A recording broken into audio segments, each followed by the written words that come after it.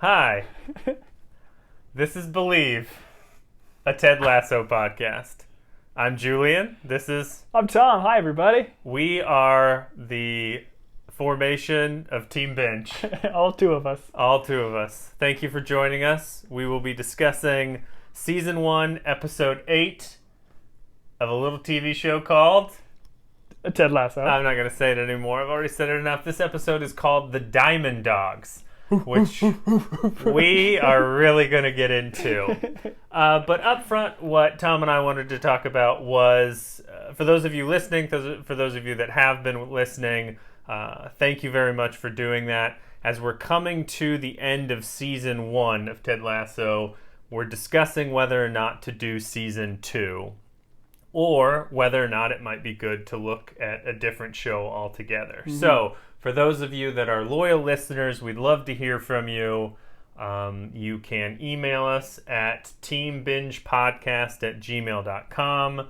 You can put it in the reviews, Apple Podcast reviews, let you write stuff. Mm-hmm. If you're not going to give us 5 stars, I guess you could give us 1 star and then tell us to do a different show. That would be fine. We probably wouldn't prefer that, but that's on you. So we'd love to hear from you if you want us to continue with Season 2. Right now, I have seen Season 1 several times. As we've mentioned, Tom is... Yep, I've just been watching episodically. So if we go to Season 2, we would also be doing that. But you'd still get the same great quality programming that you're getting here at PBS. So... anything else to say on that? No, if you don't want to reach out via email or Twitter, we don't really have a whole lot of the other social medias, but if you want to reach us through Twitter, we are at Team Binge. So let us know, keep the comments coming, and we appreciate everybody. All right, so now we are on Episode 8, Season 1, The Diamond Dogs. This was written by Leanne Bowen. I looked her up. Unfortunately, not a lot of stuff that I have seen. Obviously, the other writing team gets in there in terms of the creators, Bill Lawrence, Jason Sudeikis, and Brendan Hunt. But Leanne Bowen is the writer of this episode. Big themes for this one. Be curious, not judgmental. Which is going to be very tough for me during this episode because there are some moral quandaries that my old school personality has issue with. So I'm going to try not to be judgmental. I'm going to try to just bring the righteous flame of judgment. This is why you're not Lasso level 7. This is why you're stuck on 6. You gotta be curious, man. That's very true. Right. We are introduced to the Diamond Dogs. Are you going to bark every time? 100%. Okay, great. You're welcome, audience. And then we get to see some more of Roy and Keely's relationship develop and some complications there. So we are leaving the last episode, which was the away game, where they were all staying in a hotel. Opening of this episode, the big Greyhound bus is outside. Without a doubt, a Greyhound bus. It is. I admit it. It's okay. I was confused too. So, funny scene here. They open the bottom of the bus and they find Nate in the baggage area. Oh, yeah. Which is a callback to last episode where he got accidentally stuck in there. Like now he's found comfort in the bottom of this bus. That's where he lives now. That's just who he is. He's a bottom-dwelling, bus-riding guy. So I was very confused when they first happened. Like they were looking for Nate, they found him because like Sam kind of opens it, kind of says something in his native he's like tongue. Mon chéri. Yeah, which is French. Is it French? Yes. Oh. I didn't realize that this was picking up obviously immediately after last episode, and he was just, where he left him was getting carried off, plastered drunk. So he's in recovery, and as he immediately wakes up, has to go run to the bushes and vomit. Right, so they remind us that they had quite a night out. So then we cut from there, and we're kind of catching up with all the characters in the aftermath of the away game that night at the hotel. So then we're in Rebecca's room, that young waiter... with the great abs is in bed. Man. She's like sneaking out like she needs to not wake him, and then she's like, wait, it's my room. Oi, get out. Yeah. Which you feel for that guy a little bit, but I'm sure they had fun. And then we go from there to the one that we were confused on by last episode, but it turns out that Sassy or Flo, whatever you want to call her, ended up in Ted's room. She's in Ted's bed. And it's this funny thing where he's sitting fully dressed He's got like his bag in his lap, almost like cradling it. Like just kind of like the way it's shot and physically what Jason Sudeikis is you can tell he's like uncomfortable. You find out he's been awake for a while. Yeah, 3 hours. Like a bit for an hour, another hour. I bet 3 hours total. 3 hours total. He's clearly uncomfortable. They had fun last night. I don't know what that means. I don't know what the kids call fun these days. But she doesn't seem to be wearing any type of clothing underneath the sheets, and he's fully dressed. So, I think it's safe to say that Ted shot his shot. Okay. Yes. Yes, he did. Apparently, that is a thing that kids say. I was corrected, and I stand down from the comments I made last week. Looks like we're even on those money bets now. Flo makes the funny joke, and I don't know if you caught this reference, but she says, hey, after you leave, because he orders her late checkout, after you leave, I'm going to charge a big breakfast to your account. Mm-hmm. And Ted says, I'll be your Underhill anytime. And I was like, oh, that's a Lord of the Rings, Frodo Baggins Underhill reference. It is not. Are you familiar with the movie Fletch? I'm very familiar with it, but I have to admit, I don't think I've ever watched it all the way through. Okay, so it's a Chevy Chase movie, a classic comedy that people love. Mm-hmm. I don't think I've ever seen it. I think it's a little bit before our time. It's classic Chevy Chase. It's like an 80s, right? 80s yeah, like early it's early 90s. I think it was before like Caddyshack. I feel like Caddyshack was probably the first Chevy Chase flick that I've seen, So the reference there is Fletch, who's like a private detective, is sneaking into a country club. He witnesses a guy named Mr. Underhill being mean to a waiter, and so the rest of the time he charges everything to the Underhill account. Gotcha. So as he's in disguise at this country club. If we're wrong on that, don't write us, because I'm just going to watch the movie and then feel dumb about this later. What's interesting is Bill Lawrence, who is the creator of Ted Lasso and Scrubs, at one point tried to do a reboot of Fletch because it's like beloved in the comedy circle, but I don't think it made it off the ground. So the one thing I thought was interesting is Ted leaves cradling his backpack. He looks like terrified. He looks like scared. I'm wondering if he's just thinking about the consequences, I guess. Okay. Like because he's contemplating whether he should tell Rebecca, and they kind of get into that a little bit. But it is odd. Like we talked about last episode, we didn't like the way it happened. Like she barged into the room. Ted was in such a vulnerable place. Like, was this really... Flo barged into the room. Sorry, yes, Flo. Yeah, or Sassy. Flassy. When Flassy popped into the room... that doesn't sound good at all. Flassy's something you take medication for when you're older. But I even started this episode, I didn't like it, but once we get the Diamond Dogs kind of together and they kind of talk through it, I'll admit it kind of turned me around a little bit. But, okay, great. Yeah. I'm looking forward to butting heads on this. So then bus back to Richmond's facility. As they get out, Beard is like, hey, coach, what's going on? He's like, and Ted's like, what do you mean? And he's like, you didn't talk for 5 hours, and that's a record by about 5 hours. So they apparently sat on the bus in silence. And what's very funny is Ted says something like, I'm going to tell you something, and then I don't ever want to talk about it again. And then he admits to having a one-night stand with Sassy.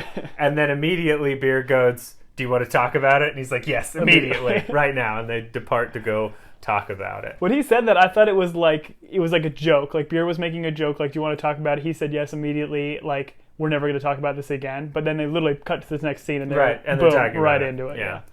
So then we're Keely and Roy in the training room. Keely's on the bed while the trainer is working on his leg, correct? Keely's out of the bed. Roy is on the bed. The trainer is working on Roy. Freudian slip right there. Freudian slip. Keely pops her head in.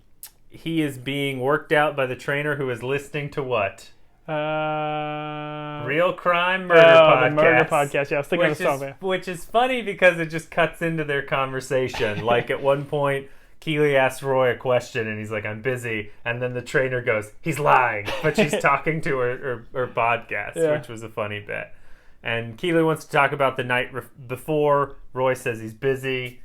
Well, and Keely mentions like she cuts that really long pause after saying like, oh, I'm so hungover, I can just drink a bucket of coffee. Oh, she's giving him the opportunity. She's waiting. She's like, come on, like take the bait. And he doesn't. He just kind of says he's busy.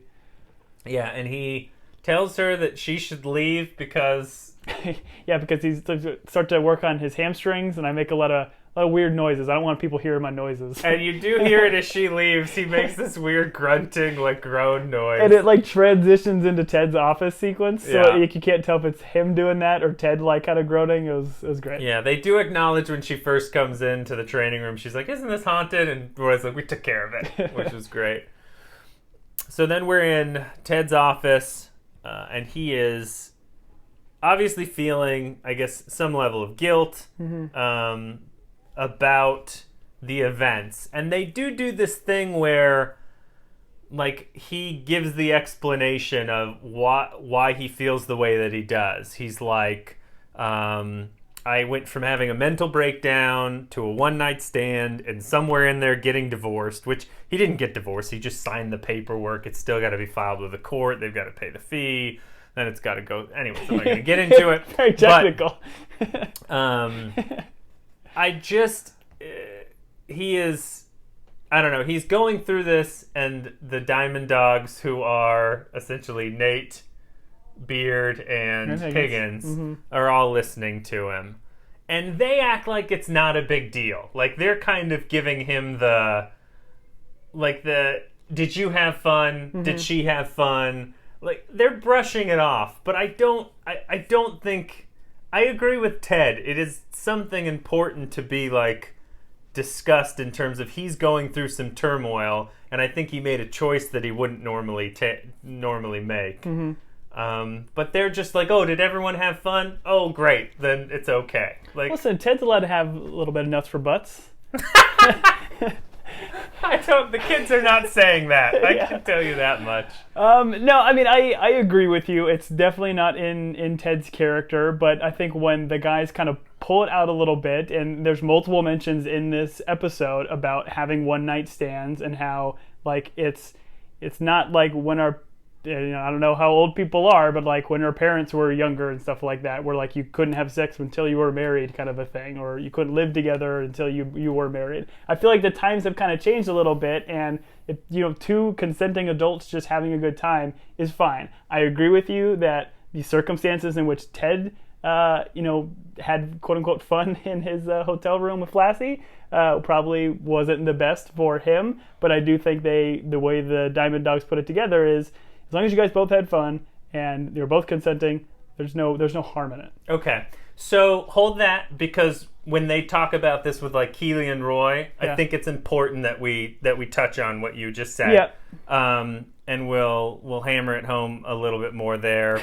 Pun not intended. I do think that the standard of did everyone have fun is not necessarily the standard we should all live to.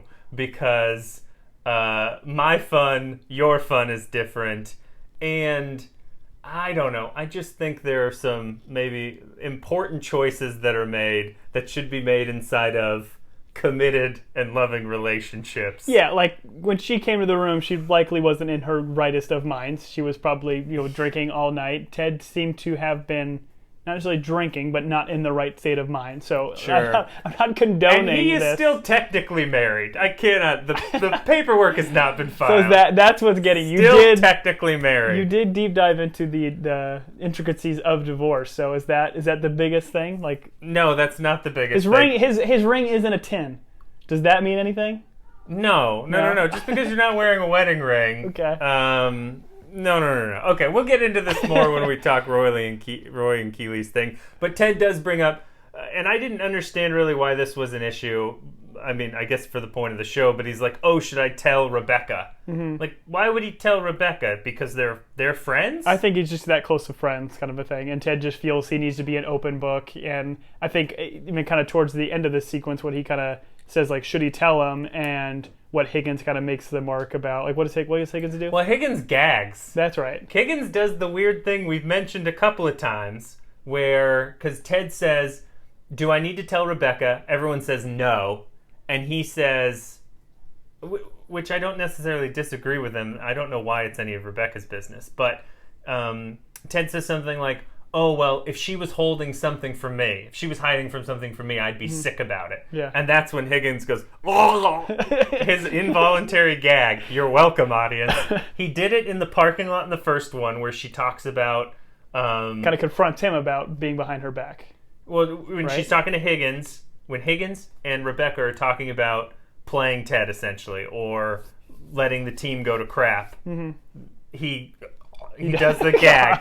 I'm actually pretty impressed at how well I can do this. But I'm gonna Nate this, man. Anyway, I did a bucket. So what I'm discovering is anytime this is so revolting to Higgins that like his body has an involuntary response. It rejects it, even though he has been keeping this inside. Like he can't take away that spasm. I wish we all had that kind of involuntary thought to deceit, like adultery, Ted. Sorry. Does he have a scarlet A now? No. While they're talking, Roy pops in and he's like, "What are y'all doing?" He doesn't say it like that because he's British. And Ted goes, "Hey, I want your opinion on something." And Roy goes, "No," and then leaves. It's so great. Oh, Brent Goldstein. Another classic Roy leaving a scene.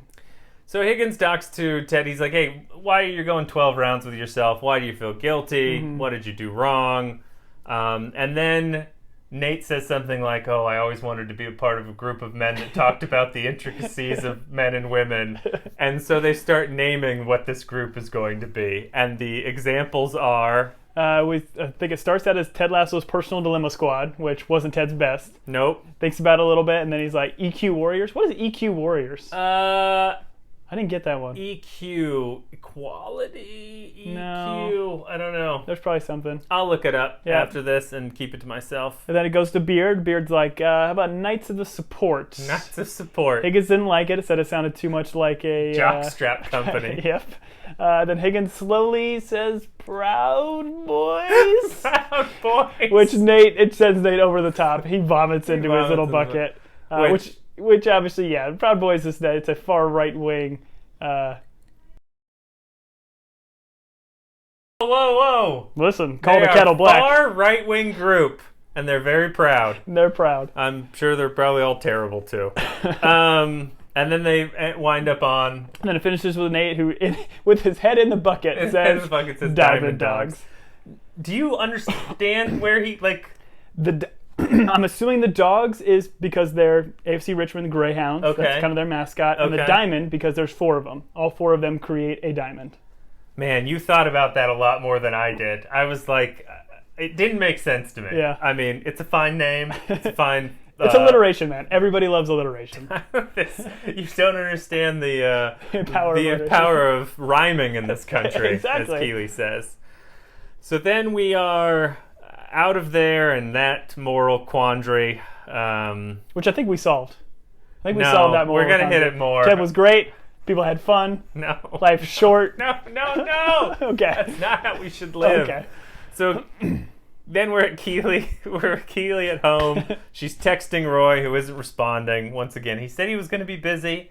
Busy. Wait, I want to go back really quick to him in the locker room saying, like, I'm busy.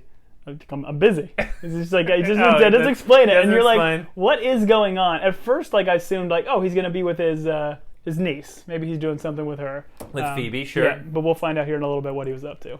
Excited for it. So she's texting Roy. He's not responding. She's left her. He has left her on read, which is something the kids say. Jamie shows up at the house. What's so funny is Keely's like, "Oh, how have you been?" And he starts naming off his football stats. Yep, I had 2 dribbles. I had. What is a completed dribble? What does that mean? I think that means you dribble past a guy. I don't know the exact details. When I heard it, I thought that was kind of odd, especially only saying 2. I'm assuming it's you literally dribbled past a guy. So I would be interested as a non-soccer watcher. I know football stats. I know what they keep track of. For soccer, it's goals. And assists, so you kick the ball to someone else who scored. Mm-hmm. There's pass percentage, so your completed passes, when you get the ball, you pass it off to somebody else, that's a thing. And if it's not intercepted, yep, if it's not intercepted, or the guy goes flying out of bounds, whatever, that's something. Usually, what you'll see stats for an individual will be a little heat map of literally where they ran across the whole field, so you can kind of get a sense for where players spent a lot of their time, which is it's more interesting, but it's all sports nowadays. It's so overly analyzed with data and everything. Some of the guys will actually wear, I don't think they do in the Premier League, but some of the guys will wear, it's almost like a support bra almost, but it has a little attachment in the back of on the base of their neck that is like a little sensor. So it literally tracks everything that they're doing throughout the game. So that like some teams like will require their players to wear that to be able to see how fast a guy ran or how hard they were working. The good book talks about sensors and being tracked by the government. Something to keep an eye on there, soccer players. And so Jamie starts naming off his stats. He claims, and then we get into he blames Ted for being sent away. Yeah. And she says it wasn't Ted's fault. Mm-hmm. Manchester City called you back because he was on loan.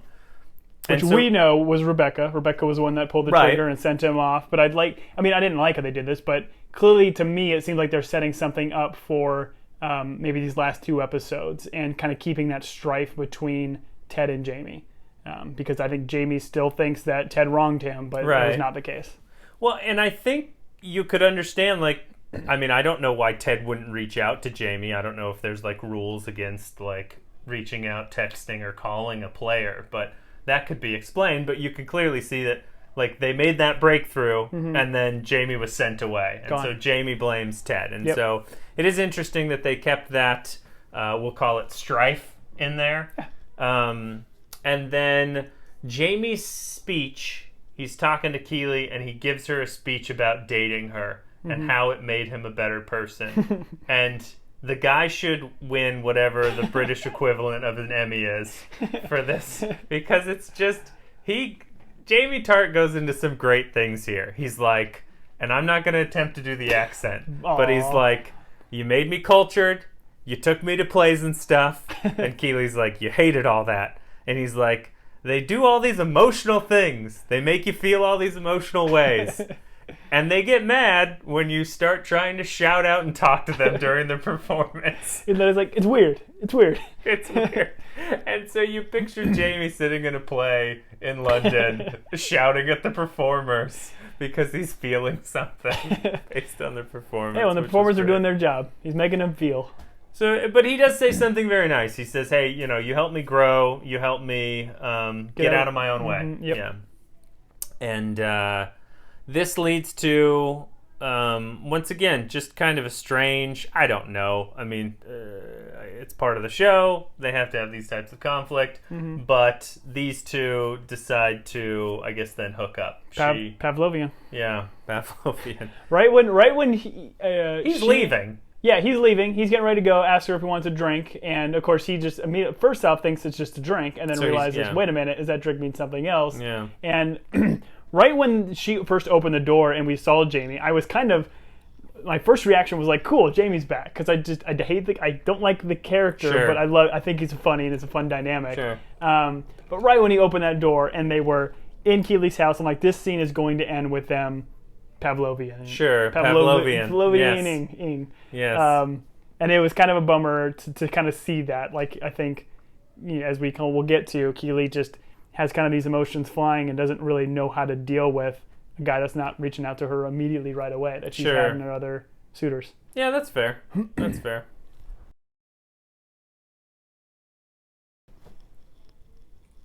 All right, and then we find ourselves at Biscuits with the boss. Ted comes in. He's got 2 boxes. He's got his biscuits, and then he's got some sweet, sweet Liverpool fudge. Truffles. Oh. Truffles, Tom. Was it truffles? Truffles, yeah. Was it? Yeah, truffles. Like fudge truffles. Fudge truffles, yeah. It was chocolate, but truffles. Oh, all right. Not like mushrooms. Did you think I meant mushrooms? I thought you meant mushrooms. You said Joe's like, wait, that's expensive too. No. So he comes in with biscuits and truffles. He teaches her how to smish them together and make a sandwich cookie out of them. And then he's coming in there to thank her for being so kind to him in Liverpool as he was having his anxiety attack or his mental breakdown. And then he mentions to her that he has her back. He owes her one. Metaphorically. Because we all know how much Ted loves metaphors. He loves metaphors. Metaphorical St. Bernard on a metaphorical avalanche with metaphorical bourbon hanging around your neck. Is that the thing? Did St. Bernards have bourbon hanging around their necks? Well, you've seen the pictures. They have the little kegs. Yeah.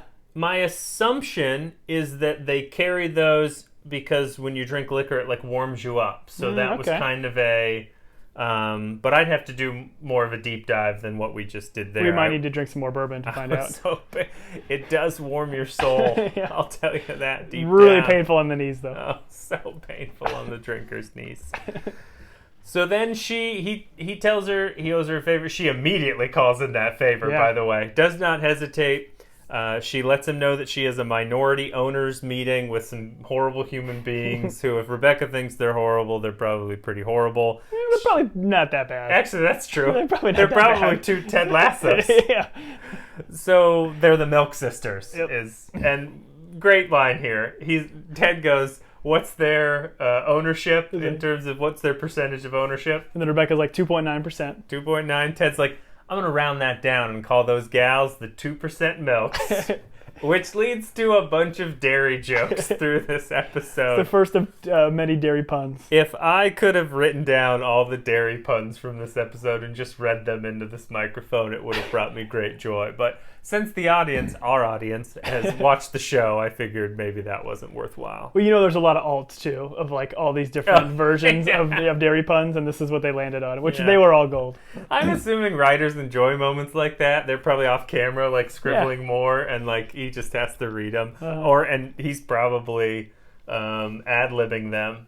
Yeah, I'd be interested. I haven't really done any dives on, because again, I don't want to spoil anything, knowing that the second season is already kind of midway through as we record this pod, so I'm hesitant to watch any videos of behind the scenes, but I'm very interested to see how some of the dynamics of creating the show. We could just write letters and be like, oh, was that ad-libbed? And they'll be like, it was not ad-libbed. It was scripted, just like The Office. Thanks, Office ladies. So then we are in the press room with Keely, and she is sitting with Colin, Isaac, and Sam. And this trio, we're going to call them the Three Musketeers. These guys are great. I love all three of them. She is, from a marketing perspective, trying to link them up with sponsors. Mm-hmm. And so she says, hey, it's easier to link you with something that you care about or something you're interested in. So she asks them what they're interested in. Two of them are very interested in Air Jordans. Who's not? In a sexual sense, they're interested in one Air of them Jordans. is. Not Sam. Not Sam. Sam's like, I don't want to make love to them, though, which is a great line. And Sam, of course, is like, I'm interested in humanitarian effort, those types of things, giving back. And then our man Isaac, what's Isaac interested in? Rolos. Rolos. So you mean sweets and chocolate? Just Rolos. Just Rolos. Now let me ask you this: are there in football, Isaac's a big dude, he is a bruiser. Mm-hmm. Are there I think of a soccer player as pretty slim. They're running all the time. Are there guys on premier soccer teams that are built like that, where you run into them and you essentially break a bone? No, there really aren't guys built like that. Okay, and if there are, they're a dime a dozen. You don't see them very often, because they pitch him as in hockey they have a term for it. The guy that like a bruiser, just a guy that just will start fights just for the sake of it. So they'll throw him in and then throw fisticuffs. But it doesn't really happen in the beautiful game of football. Sure. What other candy does Isaac hate, though? Yeah, he loves Rolos, he hates. And he hates Sour Patch Kids, which, is this a callback or a reference to Two Aces? When Beard and Ted were talking about the pool of cash and Sour Patch Kids and how excited they were going to be? Yep. It was an odd call. It was a shot fired at Sour Patch Kids, 100%. And I know you love Sour Patch Kids, and if they didn't ruin my tongue and... Listen, I'm never going to say a bad thing about Sour Patch Kids. I don't want the Sour Patch Kids lobby to come down on me. That's true. It's a big one. I wish they'd figure out the Sour Patch Kids packaging, though. I don't really like having to open a box and then open a package inside. It's the freshness factor, man. It's the freshness factor. No, I understand the freshness, but... I don't think you do. I don't want to go through 2 layers to get to my candy. One layer. Starburst. No, actually, that's 2. It's the outer layers. Dang it! The one you ruined me again, candy! So then we have Keely and Roy comes in after those 3 are dismissed. Isaac gives him a "Hey, Captain," salutes him as he leaves. Roy comes in and he asks Keely to a movie, and then she's like, "What's going on? I've been texting you." I was busy. No explanation. I was busy. It's so good. It's so good, and I honestly think it's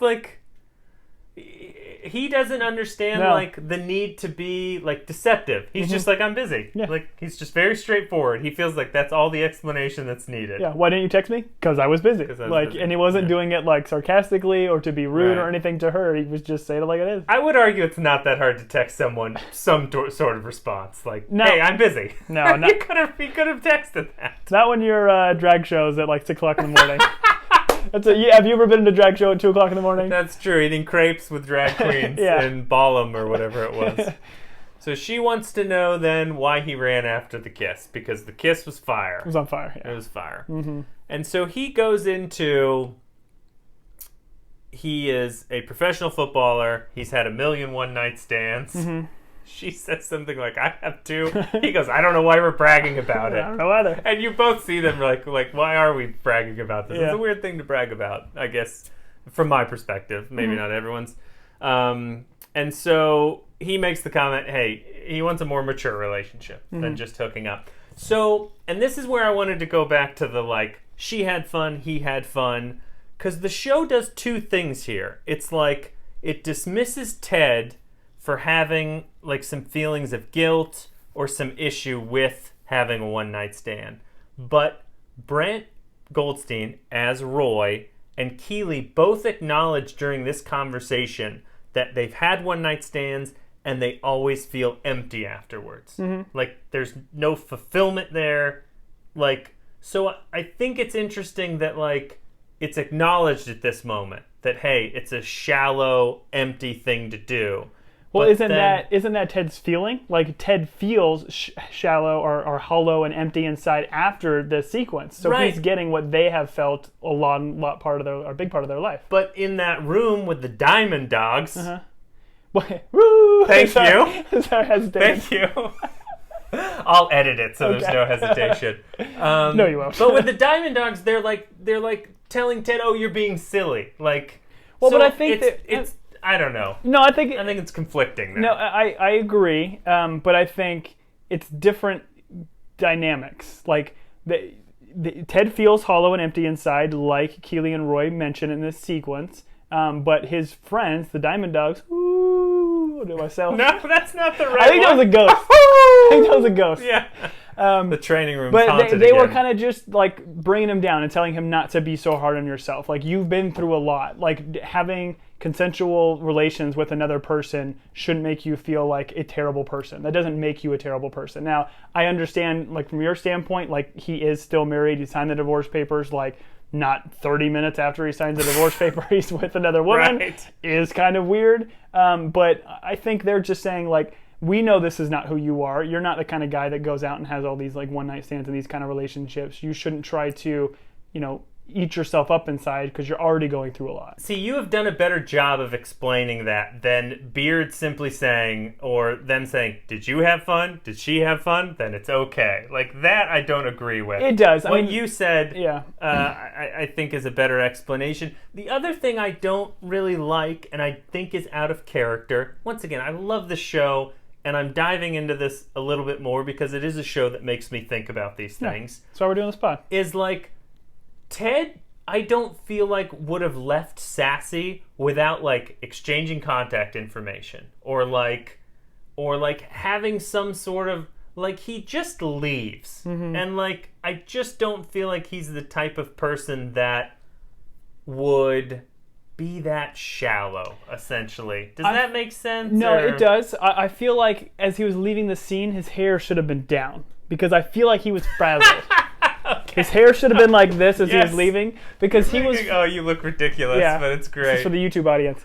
I think he was frazzled. He didn't know what to do in that moment. Like, he wakes her up sitting in this chair, fully dressed, creepily, like, staring at her almost. Like, he was just looking at a text that he got on his phone, but super awkward. He doesn't know what to do in this sequence. Like, he just wants to get out of there. Right. But he wants to get out of there. He's not going to leave without saying something to her.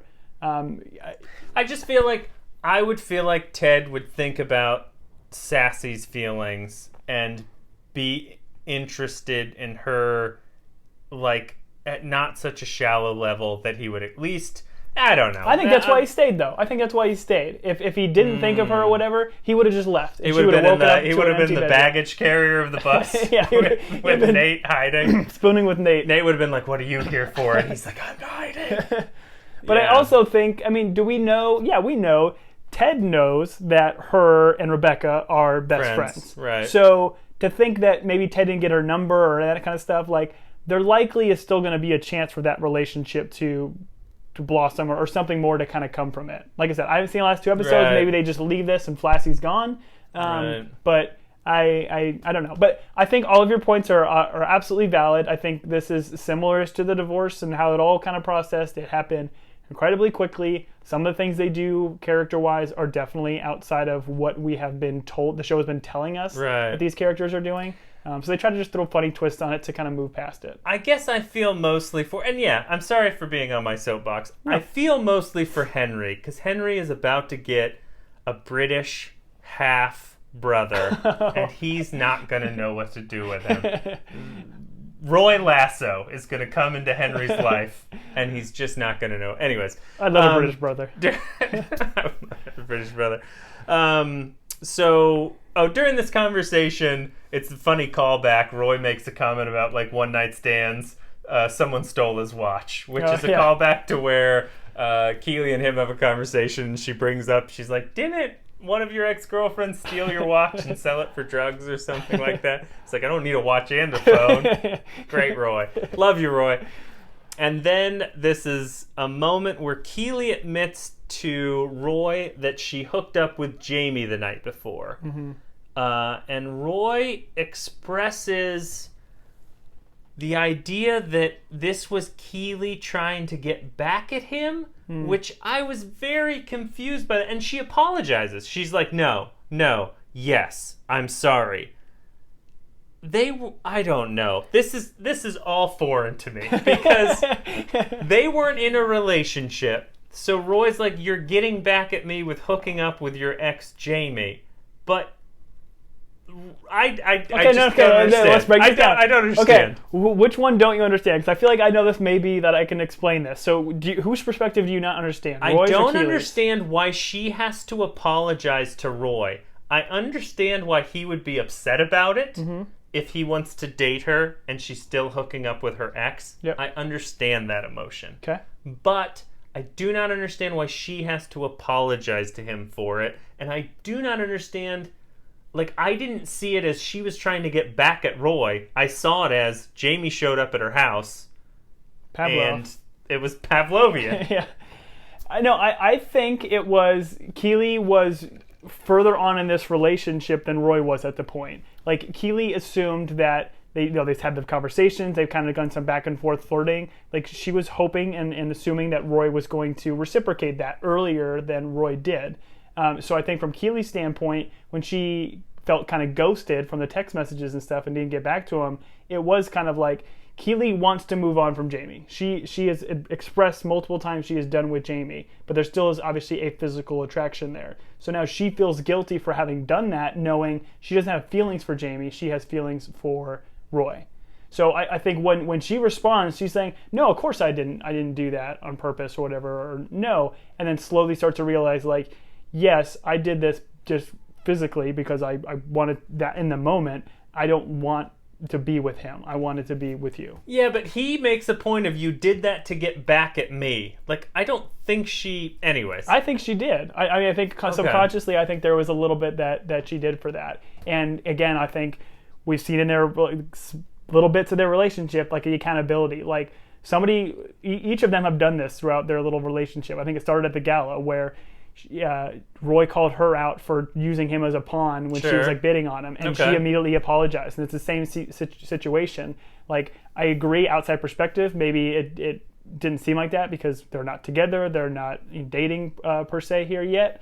But in Keely's mind, I think she did do this kind of to get at him, and there was no reason for her to do that.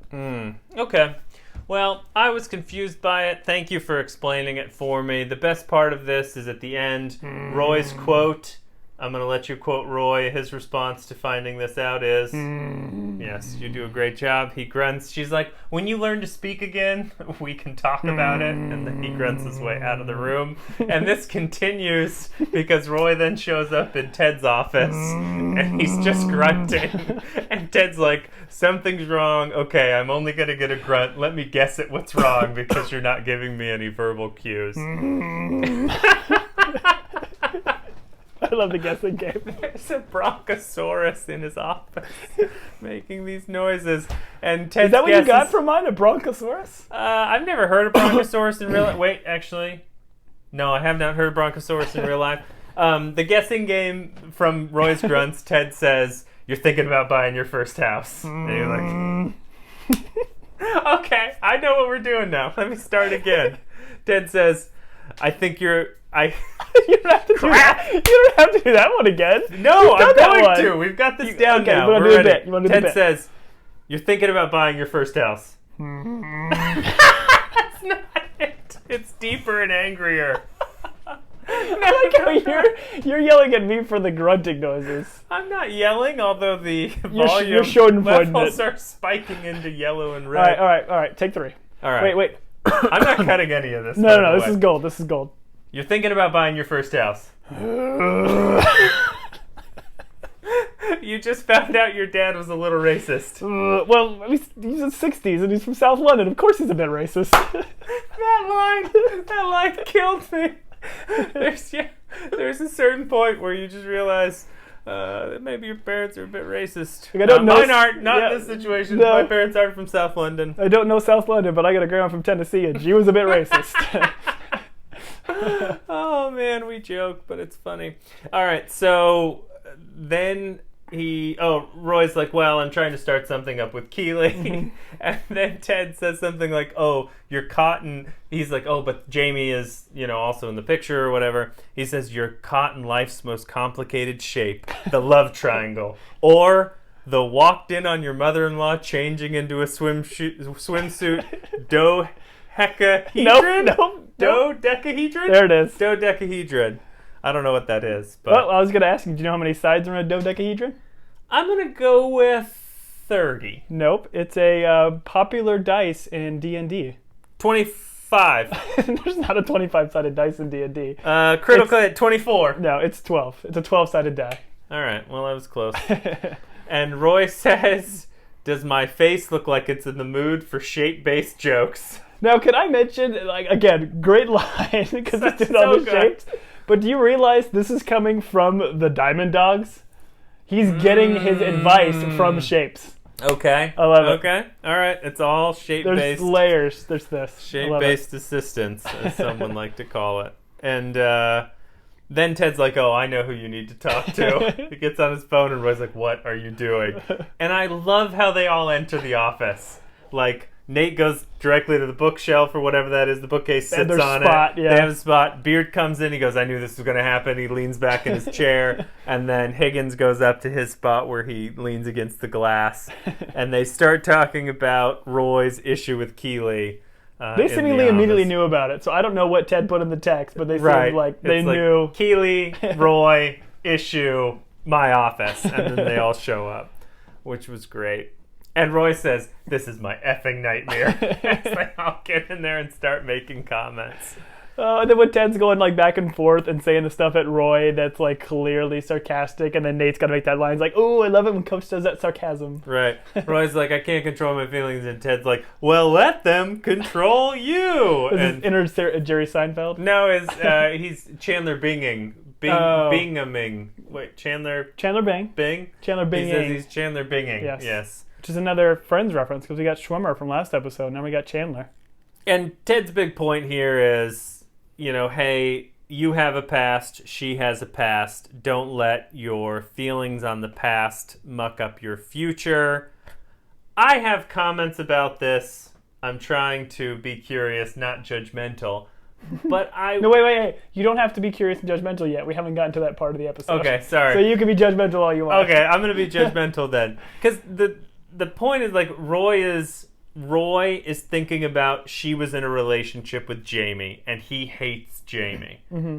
I do think there is something to be said. In the same way we are judged by who our friends are, we are also judged by who we date. Yeah. So you could look at a person and say, oh, they dated that person, and maybe I'm going to get mail about this. But you could say, like, Jamie is not a great human. I mean, he's not like a murderer or anything, but he's just very selfish and narcissistic and all those things. And so if you date someone who has also dated that person, I think there is some inference that can be had in terms of who our friends are, who we date represents us. You could argue that Keely dated him at one point in her life and she has maybe grown and changed and wants something different. I do understand that. So I don't think Roy is completely out of line here in terms of that. But once again, they just kind of brush him off and tell him to get over it. Well, I think what the Diamond Dogs do... Ooh, ooh, ooh. Goodness. Is that a one? That was great. I mean, I hear your sentiment. It's similar to the other thing. They kind of gloss over like these types of relationship things that I don't know. These promiscuities? Sure. We'll use that one. But that's what prom is short for. Yes. No, that's not right. That's not a yes and. Dang it, Tom! Yes and me every once in a while.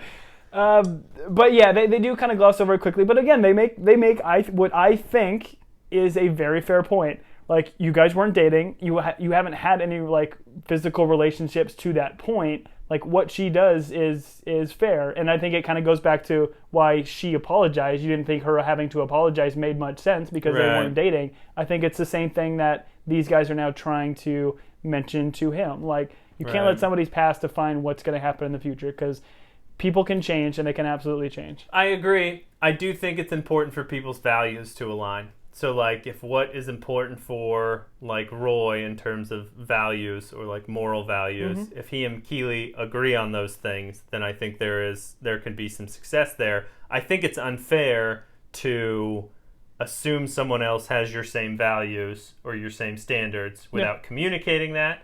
And then I also think it's unfair to not hold yourself to those same like values, which I don't think you disagree with me on any of this stuff. But I had that thought as like they were talking about like past history, past dating history, those types of things. Like, it's unfair of Roy to hold her to a different standard than he would hold himself. It is also unfair to hold her to a standard that hasn't been communicated and that they both agree on. Yes, and we're seeing that in this episode, and have seen it through their start of their relationship. Like, they've had some flirty stuff, they've had some back-to-back, but communication hasn't been the greatest with them. Did you know flirty stuff was my nickname in high school? Flirty stuff? Yeah. I don't think that was right. Okay. I think it was... You weren't there, so you're just going to have to trust me. But yeah, so we've seen miscommunication between them. So I think this is, again, them just calling it out. Like, you guys haven't communicated. All you told her was, you're busy. And later on, he dives deep and says, this is why I was busy. That's a good point. Opening up. That's a good point.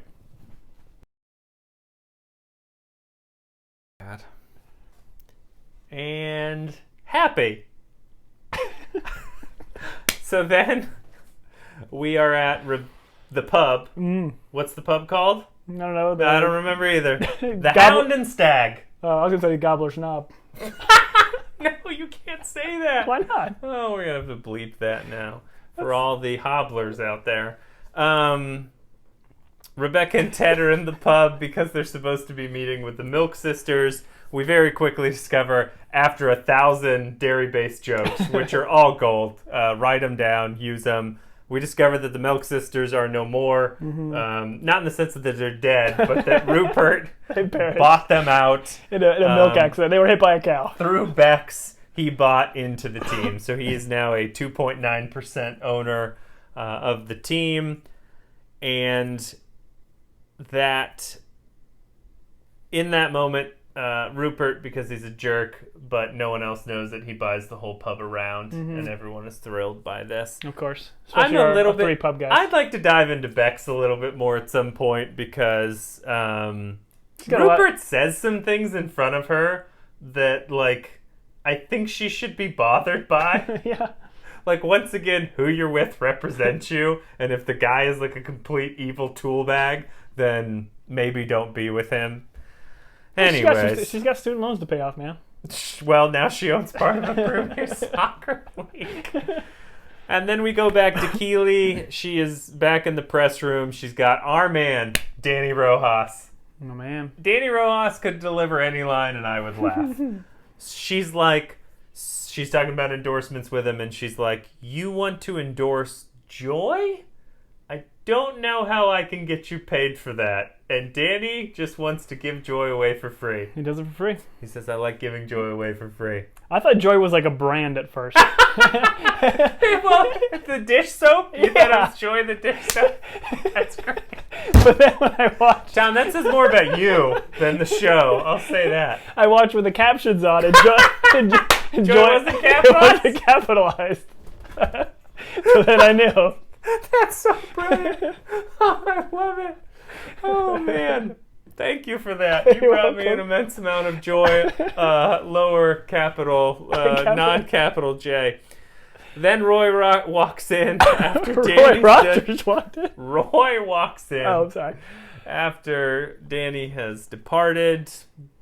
Again, has not died. Not dead. Has not died. Our dearly departed Danny Rojas. No, Roy walks in and he informs Keely that he's no longer mad. Yep. He's a grown man. He's a grown man. He's not a baby child. He's not a baby child. I love that wording. It's so great. So then he explains, hey, I'm not mad about Jamie. You know, I just want to, I like you more than I hate him. Yeah, good line. Which is a good line. And then a funny bit here, she pretends it's a press conference and she moves through different parts of the press box and she asks some questions. She's Keely Jones, the Independent Woman. Keely Jones, Independent Woman Online Edition. Keely Jones, Independent Woman Magazine.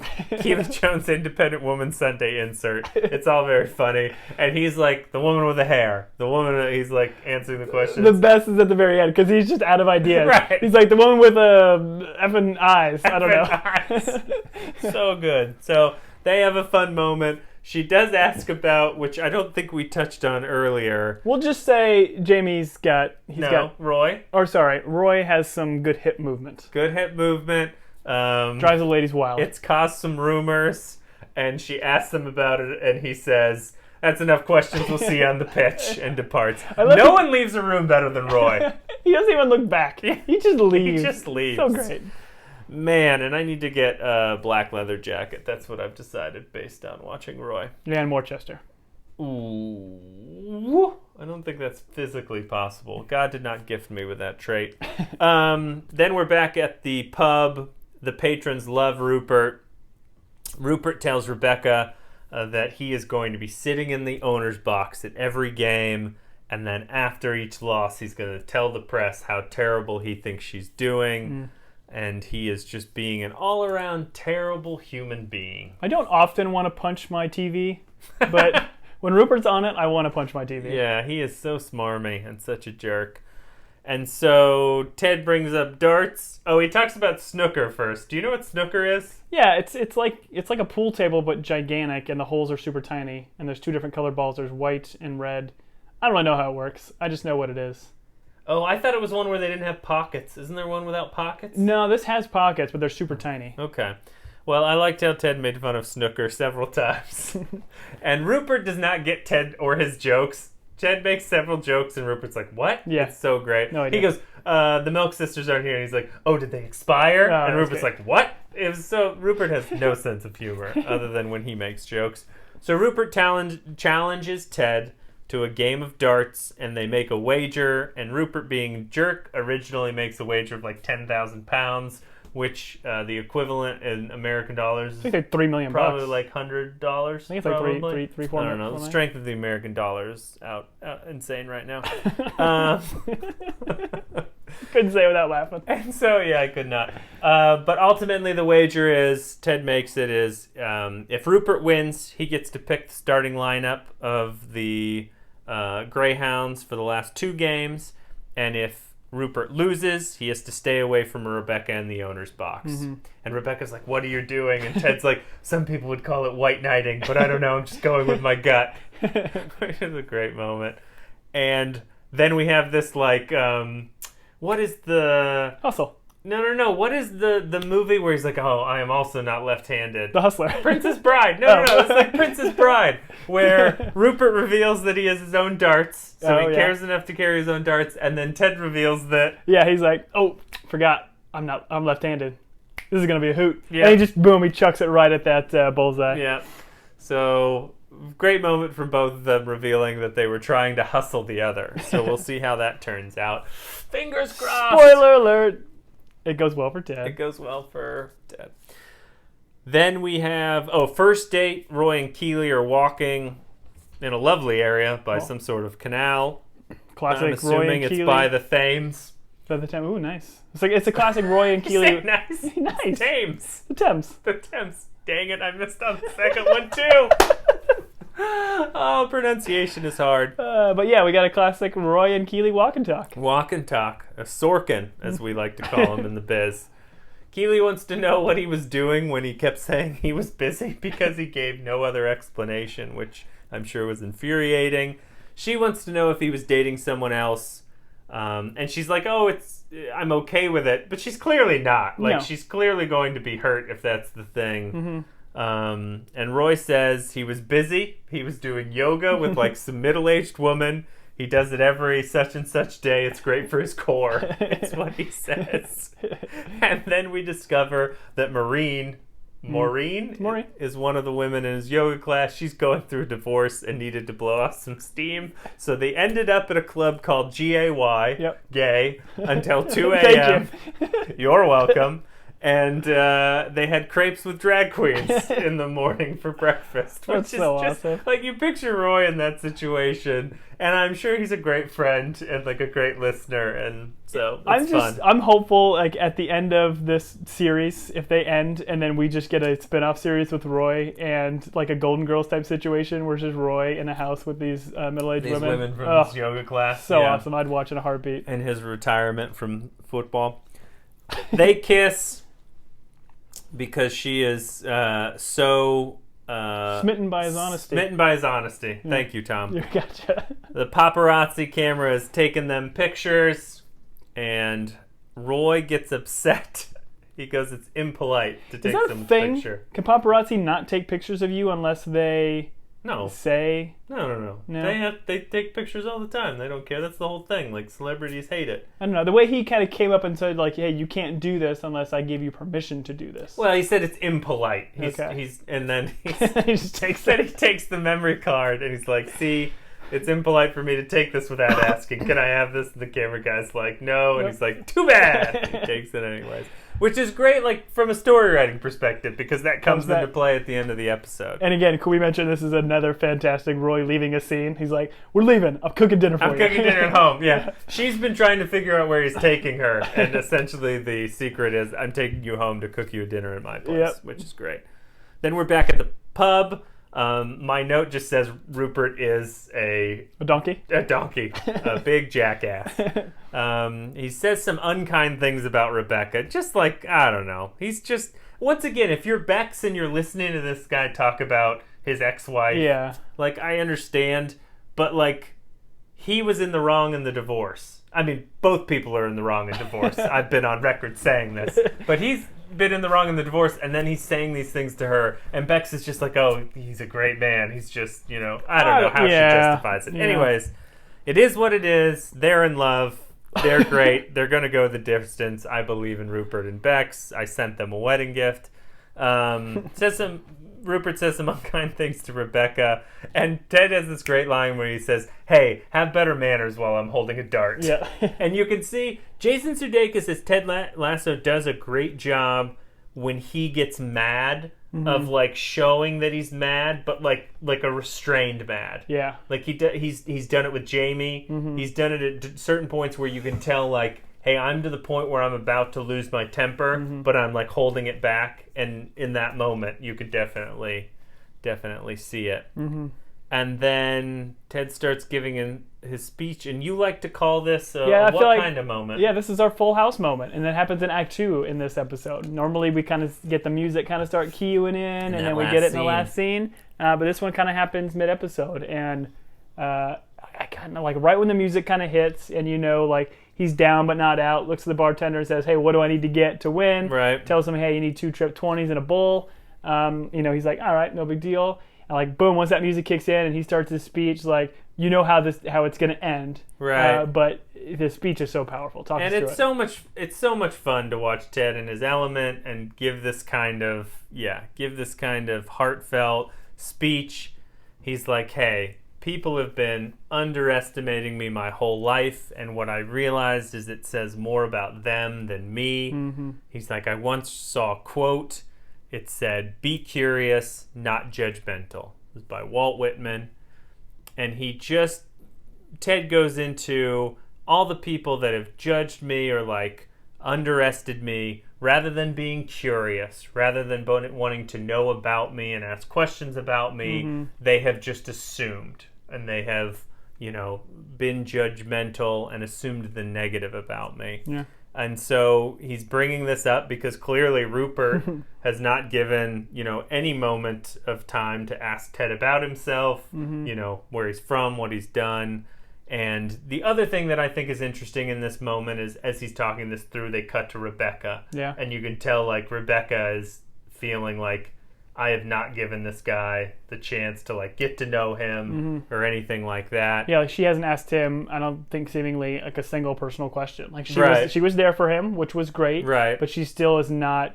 She's not going all the way, and she's not really reciprocating that relationship with Ted. And this I think hits her hard when Ted mentions that he used to play darts with his dad. And like every day since he was 10 to 16 when his dad passed away. Every Sunday. From when he was 10 to when he was 16 when his dad passed away. So we find out a little bit about Ted, that he lost his dad at 16, which is, terrible. And so it dawns on Rebecca, like how little she has gotten to know Ted. And then... And as this is going on, Ted's boom. He's throwing the trip 20.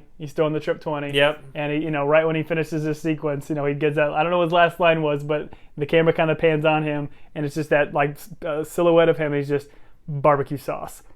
Boom, and it hits that ball. So awesome. So great. Such a great like sports movie moment.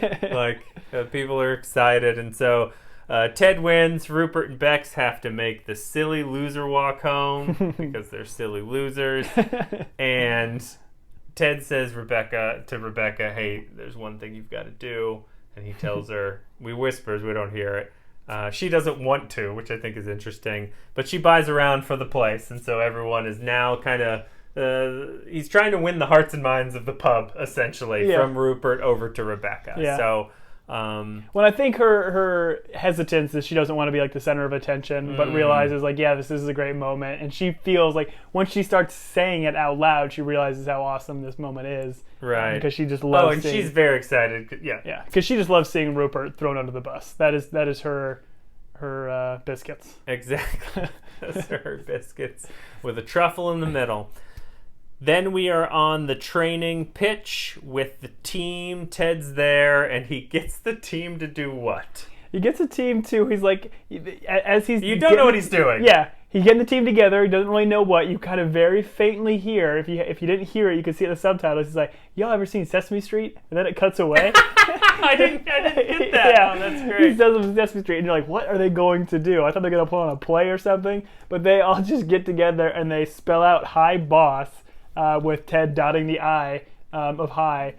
So they can kind of say hi to Rebecca. So Rebecca kind of looks down from her little office up top there. She says hi, and then Ted like curls out of his ball, is like, "Can't hear you," and then goes right back in, and then she screams hi. Dad. And I think what Ted says when he stands up, like he's super excited. Right, they got her in they're on all it. clapping. He's like, "We spelt it, she felt it." But when I listened to the or had the subtitles on, it said, "We felt it, she felt it." So if that's really what the writing was, total miss. Okay. Because it definitely should have been. We spelt it. She felt it. That's Don, great. write him a letter. Yep. Write him a letter. So then we're in the office with Rebecca and Higgins. She makes a comment about, "Hey, you should have seen it. Ted embarrassed Rupert at the pub." And then Higgins brings up that they have some unsold tickets for the next game, and Rebecca says, release them to the visitors, which I guess what's the issue with that? Why would... So this is a home game for AFC Richmond. Okay. So obviously a home game. And I think in soccer, home games in certain sports are, you can make the argument it's just everybody's playing the game, like homes or whatever. It doesn't really make the players play that much better. I think in soccer it does, because you have your fans there doing the chants, doing all that kind of hoopla. Singing the songs. The Bubbles songs. Not the Bubbles, not for AFC Richmond. That's for West Ham, but I appreciate you remembering that. Thank you. But Higgins said something very specific about them playing Man City in the last game, which I thought was pretty telling and interesting, because as we know, Jamie went to Man City. And I know you've seen all the episodes, I haven't, but I'm kind of predicting if they're going to play Man City and maybe whether it's the penultimate episode, this next one, or in the last one, I'm very interested to see what happens with Jamie and kind of coming back together with the team now on the opposite side of the pitch. Sure, but she says release them to the visitors. So. Yeah, and this is so like this is a moment where every time you think this show is going to turn Rebecca around, she just I don't know, she just can't jump over that last hurdle, whatever it is. Like Roy was that domino, he fell over, and all the players are getting it. But whatever it is, like we just had this emotional moment where Ted kind of confessed all these different things about his past, and Rebecca comforted him. Comforted him. But I'm talking about the pub. Like the camera stops at her. She realizes, man, I've been opening up to this guy. But not a day later does she kind of make the reference about, I don't care about this team. All I want to do is destroy Rupert. And what he did to build this team. It was just so like an moment. Yeah, they definitely have her as the heel, and she, even though you see the glimmers of, is Rebecca going to turn to Ted's side, she clearly has not. She uses that heel and she squashes Ted. But who fights her? Who stops that heel from crushing Ted? My boy Higgins, who I have been in his corner since the very beginning. Some people have doubted Higgins, but I think this is an interesting conversation here because Higgins pushes back. Yep. In fact, he does the thing that Keely did. When Keely did, and he's like, I was wondering what it would be like if I told you to F off. And so at this one, he drops the F-bomb. He is sick of her trying to punish Rupert just to hurt the team, just to hurt Ted. And she does this thing which she has held over Higgins, which is, hey, where was your, moral compass when Rupert was lying to me and taking all these women around? Like you had no backbone then, so you're not going to have a backbone now, which is a powerful argument. From his perspective, he could go into kind of a shame and guilt bubble and just kind of recede.